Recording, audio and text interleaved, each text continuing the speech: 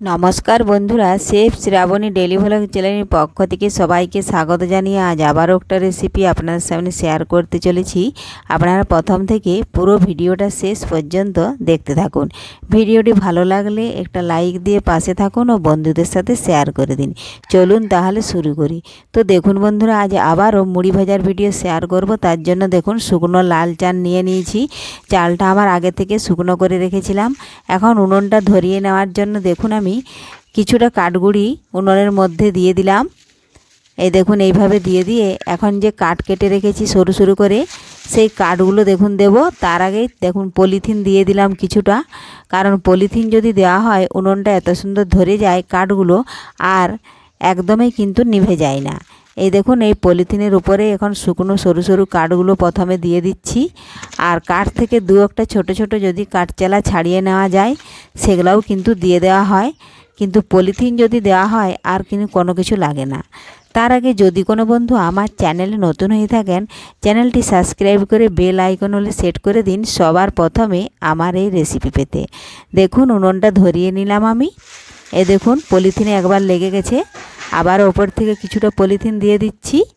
এখন আমি কড়াইটা বসিয়ে দিয়ে দেখুন লাল চালগুলো কড়াইয়ের মধ্যে ঢেলে নিয়েছি। এখন বেশ কিছুক্ষণ সময় নিয়ে এইভাবে কিন্তু নাড়তে হবে। খুব একটা বেশি জাল দেওয়া যাবে না, হালকা আঁচেই চালটা আমি নাড়াচাড়া করে বেশ কিছুক্ষণ চালটা গরম করে নেব। আর গরম হয়ে গেলেই কিন্তু হয়ে যাবে, যেহেতু আমার এখানে শুকনো চাল। চালটা যদি ভেজা থাকে তাহলে কিন্তু অনেকক্ষণ নাড়তে যায়, এই জন্য শুকনো চাল বেশিক্ষণ নাড়তে যাবে না। দেখুন একটু পরে আমি গরম হয়ে গেলে নামিয়ে নেব।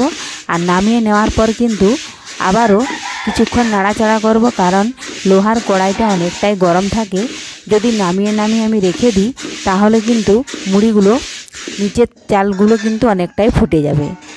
মুড়ি হবে না, একটু একটু ফুটে যাবে, সেগুলো কিন্তু যখন মুড়ি ভাজবার সময় দেব তখন কিন্তু সেগুলো আর মুড়ি হবে না। এই জন্যই দেখুন নামিয়ে নিয়েছি কিছুক্ষণ নাড়াচাড়ার পর। এখন আমি একটু কড়াইটা গরম আছে তার জন্য বেশ কিছুক্ষণ নামিয়ে একটু নাড়াচাড়া করে নিচ্ছি। আর এদিকে তখন আমি উনুনের মধ্যে বালি দিয়ে কড়াইটাও বসিয়ে দিচ্ছি, কারণ বালিগুলো গরম হতে থাকুক। আর বালি যদি একবার ভালোভাবে গরম হয়ে যায় খুব তাড়াতাড়ি কিন্তু মুড়ি ভাজা হয়ে যায়।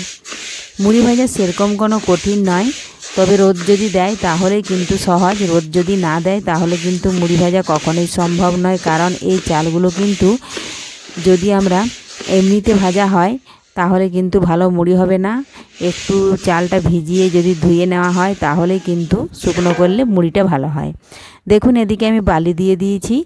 আর কড়াটা দেখুন অনেক দিন নাড়ার পরে কড়াইটাও পুড়ে গেছিলো, আর মুড়ি ভাজার কড়াইটাও পুড়ে গেছিলো। একটু মেজে পরিষ্কার করে নিয়েছি। এই দেখুন ধারগুলো কত পরিষ্কার দেখা যাচ্ছে। আর দেখুন কড়াইটাও কিন্তু পরিষ্কার হয়েছে, কিছুটা নতুন বালি আর কিছুটা পুরনো বালি দেওয়া হয়েছে। বালিটা দেখুন গরম হয়ে এসছে। এখন এই বালির মধ্যে খসখসে ভাব আছে, একটু আমি সাদা তেল দিয়ে দেব। আপনারা পারলে সরষের তেলও দিতে পারেন, তো সাদা তেলটা দিলেই কিন্তু সব থেকে ভালো হয়। তো দেখুন এখন আমি হাতের লোটে কিছুটা চাল নিয়ে বালির মধ্যে দিয়ে দিয়েছি।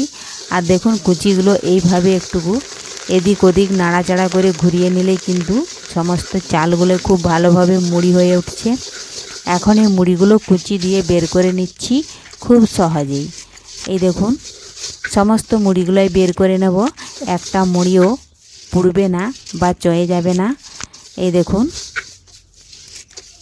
তো আমাদের বাড়িতে এইভাবে মেশিন ছাড়াই কিন্তু খোলাতেই আমরা হাতে মুড়িটা ভেজে নিই। তো আজকের এই মুড়ি ভাজার ভিডিও আপনাদের কেমন লেগেছে কমেন্ট করে অবশ্যই জানাবেন। আর এই মুড়ি ভাজার ভিডিওটা ভালো লাগলে লাইক শেয়ার সাবস্ক্রাইব করে পাশে অবশ্যই থাকবেন প্রত্যেক দিন এই নিত্য নতুন ভিডিও পেতে। দেখুন কিছুটা চাল দিয়ে আমি আবারও বেশ কিছুক্ষণ নাড়াচাড়া করে নিতে দেখুন মুড়িগুলো ফুটে গেছে। এই দেখুন এইভাবে সমস্ত চালগুলোই কিন্তু আমি মুড়ি ভেজে নেব। আর যদি মুড়ি হয় তাহলে মুড়ি ভাজতে বেশিক্ষণ সময় লাগে না, তাড়াতাড়ি মুড়ি হয়ে যায়। আর যদি মুড়ি না হয় তাহলে কিন্তু বিরক্তি লাগে, মুড়ি ভাজতেও ইচ্ছা করে না। আর দেখুন বালির মধ্যে চাল যদি দেওয়া মাত্রই ফুটে যায় তাহলে মুড়ি ভাজতেই মন যায়।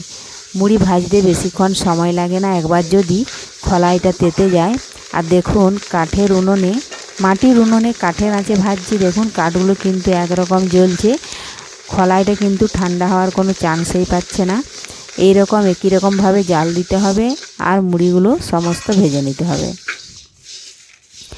মুড়ি ভাজা যখনই হয়ে যাবে তখনই কিন্তু একটা ছিদ্র দেওয়া আমি চালনি নিয়ে নেব। এটা কিন্তু হাটে কিংবা যারা বাঁশের কাজ করে তাদের কাছে কিন্তু আপনারা পেয়ে যাবেন। এই চালনিটা দিয়ে চেলে নিলেই দেখুন সমস্ত মুড়ি আমি ভেজে নিয়েছি। আর দেখাচ্ছি চালনিটা আপনাদেরকে, এই দেখুন এইভাবে কানা কানা আছে, অনেক ছিদ্র দেওয়া। এখন কুলোর মধ্যে মুড়ি কুড়িয়ে চালনিটার মধ্যে দেখুন নিয়েছি, আর হাত দিয়ে এইভাবে একটুকু নাড়াচাড়া করে চালুনটা ঘুরিয়ে নেব। তাহলেই পোড়া মুড়ি বা কুচি বালি সব কিন্তু চালুনের তলায় গলে যাবে। তো দেখুন চালুনের তলায় আমি একটা চটও বিছিয়ে দিয়েছি বস্তা, তাহলে যে কটা মুড়ি গলে যাবে সেগুলোও কিন্তু আর নরম হয়ে যাবে না। ওগুলোও কিন্তু ছোট ছোট মুড়ি হলে কি হবে, সেগুলোও কিন্তু খাওয়া যায়। এই দেখুন এখন আমি সমস্ত মুড়িগুলো এইভাবে চালিয়ে প্রত্যেকটা ডিবার মধ্যে কুড়িয়ে আমি ভর্তি করে নেব। এরপর আপনারা দীর্ঘদিন ধরে খেতে পারবেন। তো দেখুন আজকের মতো ভিডিওটা আমি এখানেই শেষ করছি। ফিরে আসব আবারও নতুন কোনো রেসিপি বা ভিডিও নিয়ে। সবাইকে ধন্যবাদ। এই দেখুন এইভাবে একটু বেছে নিচ্ছি, যদি দু একটা কুচি যদি থাকে তো থাকে না, কুচিও নেই পোড়া মুড়িও নেই, তো তাও যদি থেকে থাকে দেখুন এইভাবে ডিবায় আমি মাপ করে কুড়িয়ে নিচ্ছি। মেপে কুড়িয়ে নিচ্ছি তার কারণ যদি কেউ নিতে চায় তাহলে হয়তো এই ডিবা মতো ঢেলে দেবো। এই ডিবাগুলোতে 4 পাই করে মুড়ি থাকে। এই দেখুন এইভাবে মেপেও অনেক সময় কুড়িয়ে নিই, আবার না মেপেও কিন্তু টিনের মধ্যে কুড়িয়ে নেওয়া হয়। সময় থাকলে মাপা হয়, সময় যদি না থাকে তাহলে কিন্তু মাপতে পারি না, যেহেতু আর মুড়ি ভাজার পরে আবারও পরের দিন মুড়ি ভাজার জন্য চাল ধোয়াতে হয়, চান টান রান্না বান্না অনেক কিছু কাজ থাকে। মুড়ি ভাজলে অন্য কোনো বাইরের কাজ হয় না যতক্ষণ না মুড়ি ভাজা হচ্ছে, এই জন্যই।